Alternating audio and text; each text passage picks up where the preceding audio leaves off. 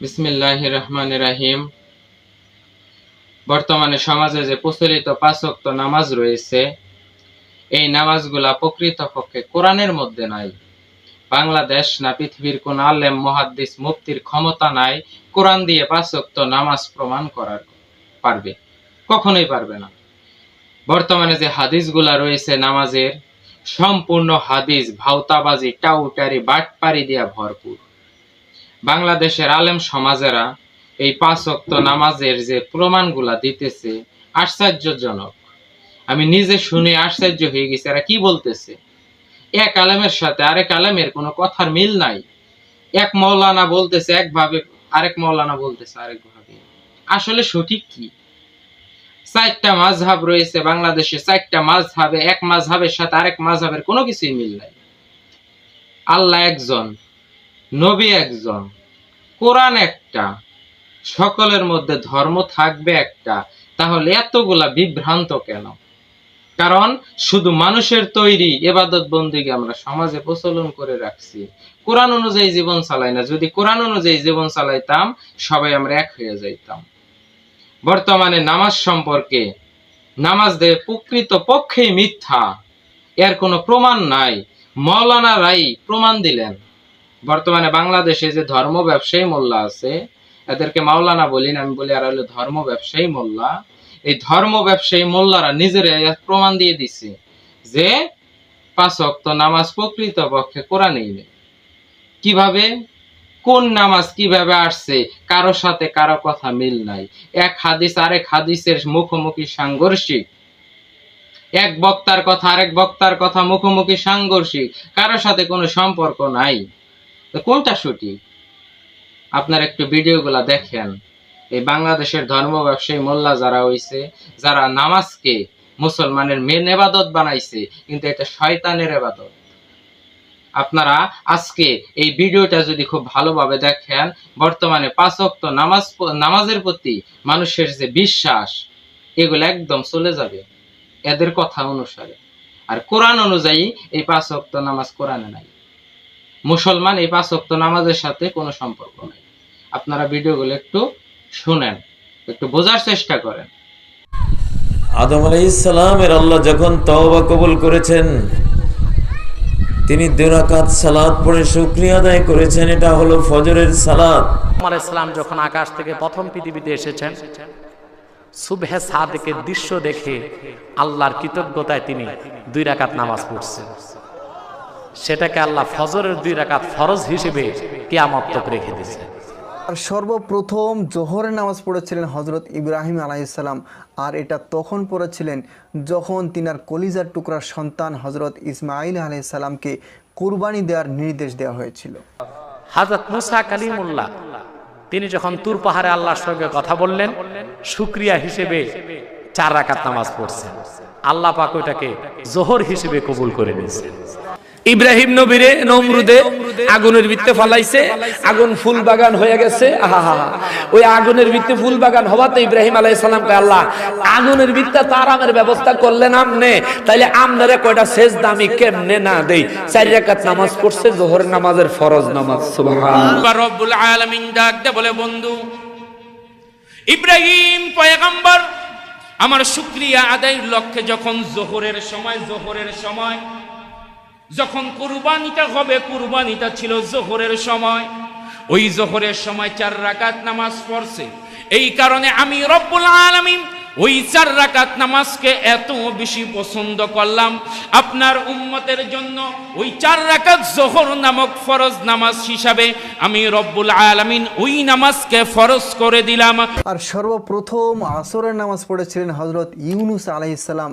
আর এটা তখন পড়েছিলেন যখন তিনি মাছের পেট থেকে সহি সালামত বের হয়ে আসেন আর একটা নতুন জীবন ফিরে পান, তখন পড়েছিলেন। উযাইর আলাইহিস সালাম ১০০ বছর মৃত অবস্থায় ছিলেন। ১০০ বছর পরে আল্লাহ জিজ্ঞাসা করলেন, কাম লাবিস্তা, কত বছর মৃত অবস্থায় ছিলে?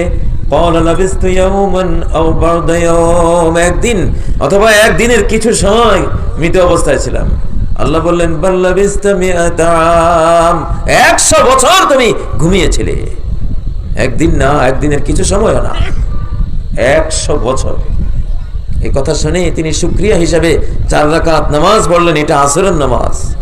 তো দাউদ আলাইহিস সালাম, আরে বাপ রে বাপ, যে গজব শুরু হয়েছে, মানুষ বান্ধব হয়ে যায়।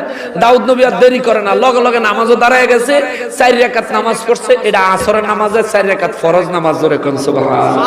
আসরের নামাজের টাইম যখন হয়ে গেল, নবী হুজাইর আলাইহিস সালাতু ওয়াস সালাম আল্লাহর দরবারে সিজদায় পড়ে গেলেন এবং 4 রাকাত নামাজ আদায় করেছিলেন। ওই নামাজটাকে আল্লাহ রাব্বুল আলামিন উম্মতে মুহাম্মাদের জন্য আসরের নামাজ হিসেবে কবুল করে নিয়েছেন, জোরে বলি সুবহানাল্লাহ। আর সর্বপ্রথম মাগরিবের নামাজ পড়েছিলেন হযরত ঈসা আলাইহিস সালাম। দাউদ আলাইহিস সালামের আল্লাহ তওবা কবুল করলেন। ফাস্তাগফারা রাব্বাহু ওয়া খাররা রাকিআন ওয়া আনাব। তওবা কবুল হলে পরে আল্লাহর কাছে ক্ষমা চাইলেন, ও খাররা রাকিআন, রুকুতে পড়ে গেলেন, সালাতে মনোনিবেশ করে ফেললেন। এটা হলো মাগরিবের সালাত। কিন্তু মাগরিবের নামাজের ব্যাপারে মন্তব্য হলো, হযরতে উযাইর আলাইহিস সালামের খাতিরে আল্লাহ মাগরিবের নামাজ দিয়েছে। দাউদ আলাইহিস সালাতু ওয়াস সালাম 4 রাকাত নামাজের নিয়ত করেছিলেন। 4 রাকাত নামাজের নিয়ত করে যখন নামাজের মধ্যে দাঁড়ালেন, তিনার শরীরটা খুবই ক্লান্ত হয়ে পড়ল। 3 রাকাত নামাজ আদায় করে তিনার শরীরের মধ্যে ক্লান্তি অনুভব করলেন। তখন তিনি 3 রাকাত নামাজ আদায় করে সালাম ফিরিয়ে নিলেন। আল্লাহ রাব্বুল আলামিনের খুব পছন্দ হলো। আল্লাহ পাক ডাক দেখা, বন্ধু, ওই দাউদ পয়গম্বরের 3 রাকাত নামাজ মাগরিবের সময় ছিল, আপনার উম্মতের জন্য মাগরিবের 3 রাকাত ফরজ করে দিলাম। আমার ভাইরা, হযরত ঈসা রুহুল্লাহ, হযরত ঈসা এমন নবী ছিলেন যাকে খ্রিস্টানরা খোদার ছেলে মনে করত। কি মনে করত? যে আল্লাহর পুত্র। এই 3 রাকাত নামাজটা এতটাই পছন্দনীয় হয়ে গেল, কবুল করে নিলেন। সর্বশেষ রাসূল করিম সাল্লাল্লাহু আলাইহি ওয়াসাল্লাম এবং তার উম্মতের জন্য এই 3 রাকাত নামাজ মাগরিবের ফরজ হিসেবে কবুল আর মঞ্জুর করে দিলেন। প্রথম এশার নামাজ পড়েছিলেন হযরত মুসা আলাইহিস সালাম। এশার নামাজ আল্লাহ নবী, আমাগো নবী মেরাজে গেছে, আর আমাগো নবী এশার নামাজের সময় 4 রাকাত নামাজ পড়তেন। আল্লাহ কয়, হাবিব, এটা আপনার উম্মতের জন্য মেরাজ বানায়া দিলাম। এশা এই জমিনে কোন নবী রাসূল এই এশার সালাত পড়েন নাই, একমাত্র আমাদের নবী মুহাম্মদ সাল্লাল্লাহু আলাইহি ওয়াসাল্লাম ওই সময় এশার সালাত একমাত্র প্রথমে তিনি পড়েছেন। যখন বিশ্বের মানুষেরা ঘুমের ঘোরে এলিয়ে পড়ে, তখন তিনি আল্লাহু আকবার দিয়ে আল্লাহর ইবাদতে দাঁড়িয়েছেন। এটা হলো সালাতুল ইশা। দলিলুল কদর একজন নবী ছিলেন, হযরত মুসা কালিমুল্লাহ। তিনি মাদাইন শহরে গেলেন। মাদাইন শহর যাওয়ার পরে পথ ভুলে গেছে, মরুভূমি এলাকা, সামনে যাবে না পিছনে যাবে, ডানে যাবে না বায়ে যাবে, চারদিকের টেনশন তার মাথাকে জ্যাম করে ফেললো। আমার ভাইরা, 4টা টেনশনের জন্য, 4টা চিন্তার জন্য 4টা গায়েবী আওয়াজ হযরত মুসা কালিমুল্লাহর কাছে এসেছে। আমার ভাইরা, 4টা সংবাদ, গায়েবী সংবাদ আল্লাহ তাআলা হযরত মুসা কালিমুল্লাহকে দিয়ে ওই জায়গা থেকে মুসা কালিমুল্লাহকে আল্লাহ হেফাজত করেছেন। আল্লাহ নবী হযরত মুসা কালিমুল্লাহ 4টা সংবাদ পাইয়া 4 রাকাত নামাজ তিনি আদায় করেছেন। আল্লাহর কাছে বড়ই পছন্দনীয় হয়ে গেল। আল্লাহ পাক এগুলো এশার নামাজের ফরজ হিসেবে আমাদের জন্য কবুল করে নিলেন। আসেন, আয়েশার নামাজ কয় রাকাত? ফরজ কয় রাকাত? 4 রাকাত। এই কেউ কেউ বলছেন এটা সর্বপ্রথম আল্লাহর নবী পড়ছেন, আবার কেউ কেউ বলছেন না, এটা মুসা আলাইহিস সালাতু ওয়াস সালাম সর্বপ্রথম পড়ছে। মুসা পয়গম্বর 4 রাকাত নামাজ পড়ছে। যখন মুসা পয়গম্বর তার স্ত্রী শুআয়ব আলাইহিস সালাতু ওয়াস সালামের সন্তান মেয়েকে নিয়ে বিবাহ করার পর, আপনারা এই ঘটনা জানেন, যখন ফেরাউনের দেশের দিকে, মিশরের দিকে রওনা দিছে, রওনা দেওয়ার পর রাতের বেলা খুব ঠান্ডা, স্ত্রীও গর্ভবতী, সব মিলায়া যখন যায় দেখে আগুন আনতে যাবে, যা দেখে এক পাহাড়ের মধ্যে আগুন জ্বলে। কি জ্বলে? জোরে কোন? পুরো পাহাড়ে কি জ্বলে? আগুন জ্বলে। তখন মুসা মনে করলো আগুন পাইছি, যখন সামনে যায়, আগুনের সামনে যায়, আগুন পিছনে সরে যায়। সুবহানাল্লাহ। সামনে যায় আগুন, পিছনে সরে যায়, আগুন ধরতে যায়, আগুন সরে যায়। মুসা আলাইহিস সালাতু ওয়াস সালাম হতভম্ব হয়ে গেল, আরে কি অবস্থা। তখন চারদিক থেকে আওয়াজ আরম্ভ হলো, উপরের থেকে আওয়াজ, নিচ থেকে আওয়াজ, ডান থেকে আওয়াজ, বাম থেকে আওয়াজ। তখন বলতেছে, শোনো মুসা, এই আওয়াজ তোমার রবের আওয়াজ। কার আওয়াজ? মুসা পয়গম্বর ডাক দিয়া বলে, আপনি রব নাকি এটা আমি কেমনি বুঝি? আগুনটা একটু ধরো। আগুন ধরলে আগুন কি করে? জ্বালায়া দেয়। আগুন ধরছে, আগুন ধরে আর আগুন আরো সবুজ হয়।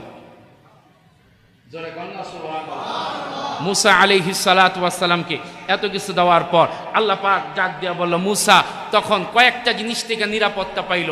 এক, ওই আগুন আনতে গিয়া নবুয়ত পাইল, আগুন আনতে গিয়া নবুয়ত পাইল। দ্বিতীয় নাম্বার, আরেকটা তার খুব চিন্তা ছিল তার ভাই হারুন আলাইহিস সালাতু ওয়াস সালামকে নিয়ে, তার থেকেও আল্লাহ তাকে নাজাত দিল।